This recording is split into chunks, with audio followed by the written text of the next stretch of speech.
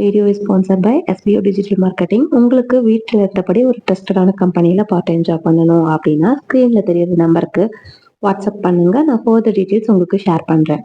Skip பண்ணாதீங்க. பெரிய தப்பு. தினம் 300 ரூபாய் சம்பாதிக்க அரிய வாய்ப்பு. இன்ஸ்டாகிராம், Facebook பயன்படுத்த தெரிந்தால் போதும். Content post and content publishing மூலமா தினம் 300 ரூபாய் சம்பாதிக்கலாம். இந்த வேலை செய்ய 5 நிமிடம் போதும். Work training support, group communication support, all language customer live chat support, முக்கியமா சொந்தமா ஒரு பிசினஸ் ஸ்டார்ட் பண்ற அளவுக்கு உங்களால கற்றுக்கொள்ளவும் முடியும், சம்பாதிக்கவும் முடியும். இந்த வேலை வாய்ப்பு வழங்குவது 5 வருடத்திற்கு மேல ரன் ஆகிட்டு இருக்க நம்ம தமிழ்நாட்டு company school of business organisation private limited. மேலும் விவரங்களுக்கு டிஸ்கிரிப்ஷன்ல கொடுத்திருக்க நம்பருக்கு வாட்ஸ்அப் பண்ணுங்க. கைஸ், இன்னைக்கு நம்ம பார்க்க போகிறது என்னன்னு பார்ப்போம்.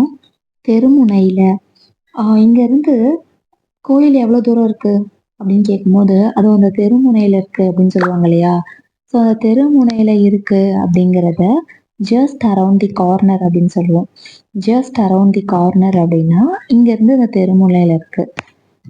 எனக்கு என்னமோ இன்னும் சரியா தெரியல, எனக்கு சந்தேகமாக தான் இருக்குது, இன்னும் சந்தேகமாக இருக்குது அப்படின்னு சொல்லுவோம் இல்லையா.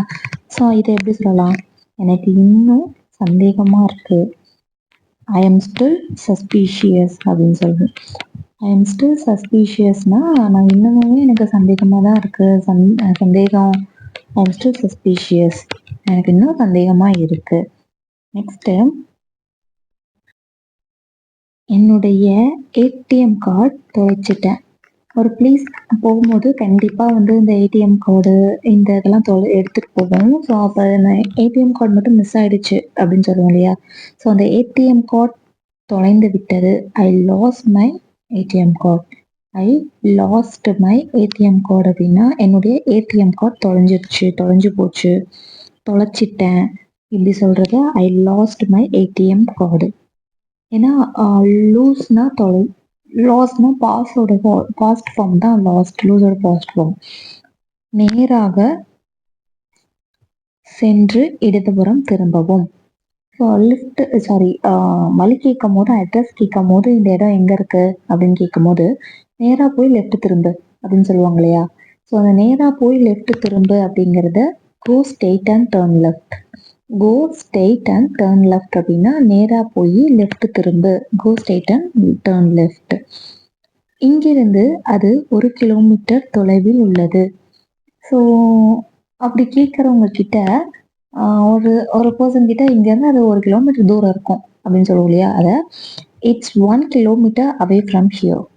அதாவது இட்ஸ் 1 கிலோமீட்டர் அவே ஃப்ரம்னா இங்கிருந்து தூரமா, ஹியர்னா இங்கிருந்து தூரமா இருக்கு. நான் அவனை ஏற்கனவே பார்த்துருக்கேன். எனக்கு என்னன்னு தெரியல, ஆனால் வந்து அவனை எங்கேயோ நான் பார்த்துருக்கேன், எங்கேயோ பார்த்த மாதிரி இருக்கு, ஏற்கனவே பார்த்துருக்கேன். I have already seen him. I have already seen him அப்படின்னா ஆல்ரெடினா ஏற்கனவே. I have already seen him, நான் ஏற்கனவே அவனை பார்த்துருக்கேன். புரிஞ்சுதுங்களா. சீன் ஹிம்னா அவனை பார்த்துருக்கேன், ஆல்ரெடினா ஏற்கனவே. இப்படி வந்து நம்ம பேசுகிற சென்டென்சஸை ஸோ இதை எப்படி சொல்லலாம், ஆல்ரெடின்னு சொல்லுவோம். சீன் ஹிம்னா பார்த்துருக்கேன், இந்த மாதிரி சொல்லி யோசிச்சு பழகுங்க, கண்டிப்பாக புரியும். காதில் கொயின்னு சத்தம் கேட்டுகிட்டே இருக்கு. உடம்பு சரியில்லாத டைம்லாம் ஒரு மாதிரி கொயின்னு கேட்டுட்டே இருக்கு இல்லையா. இதை I have a constant ringing in my ears. I have a constant ரிங்கிங்னா கண்டினியூஸான சத்தம். I have a constant ringing in my ears. சாப்பிட்ட உடனே நெஞ்சு எரிச்சலா இருக்கு.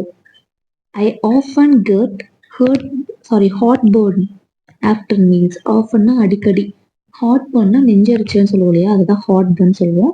ஆஃப்டர் மீல்ஸ்னா சாப்பிட்டதுக்கு அப்புறம் நெஞ்சு எரிச்சலா இருக்கு. I often get heartburns after meals. இந்த சென்டென்சஸ்லாம் கண்டிப்பாக நம்ம டே டு டே லைஃப்ல நிறைய யூஸ் பண்ணுவோம். மறக்காம வீடியோவை ஸ்கிப் பண்ணாமல் பார்த்துட்டு ஃபுல்லாக தெரிஞ்சுக்கோங்க. ஏன்னா இது உங்களுக்கு அடிஷ்னல் மோட்டிவேஷனாக இருக்கும், உங்களோட இங்கிலீஷ் ஸ்கில்லை டெவலப் பண்ணி நீங்கள் பேசுகிறதுக்கு அண்ட் உங்களை மோட்டிவேட் பண்ணுறதுக்கு.